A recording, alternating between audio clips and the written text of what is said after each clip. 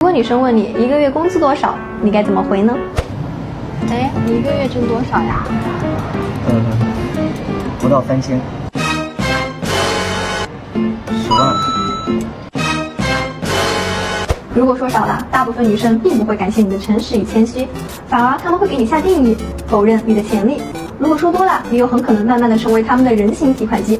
那么正确的做法是什么呢？哎，你一个月挣多少呀？你是不是喜欢我呀？都开始关注我的经济状况了。你放心，足够把你养得白白胖胖。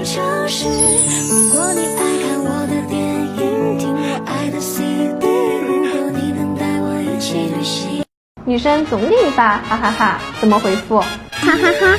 你哈什么呀？你也这样？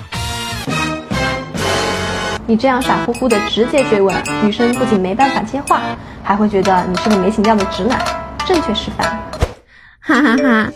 我看网上说，要是有人老给你发哈哈哈，证明他不是傻子就是喜欢你。我看你也不傻呀。哼，又想套路我。哈哈哈！这样小小的撩他一下，会让他心跳加速，对你们接下来的聊天很有帮助哦。怎么化解女生借口说要去洗澡了，中断聊天？先不说了，我要去洗澡了。好的。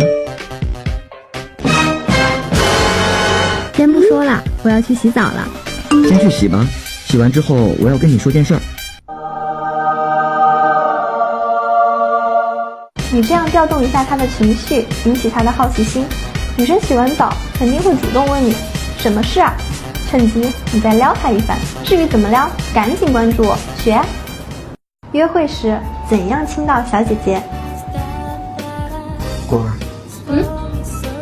我可以亲你吗？啊？哎，本来气氛很好的，你这样说瞬间凉凉。女生都是很容易害羞的，就算心里同意，嘴上也不可能直接告诉你吧。在接吻这件事上，只要气氛到了，你硬上，妹子反倒觉得你很酷。所以我们一定要营造硬上的氛围。写好了啊。果儿，你觉得电影好看吗？还可以啊。我觉得一般。没你好看。反常规聊天，妹子才喜欢你。我感冒了，好难受。多喝热水，早点休息。看过我视频的小哥哥们，相信你们肯定不会这样回答了。但是怎样才能突出重围，让女生印象深刻呢？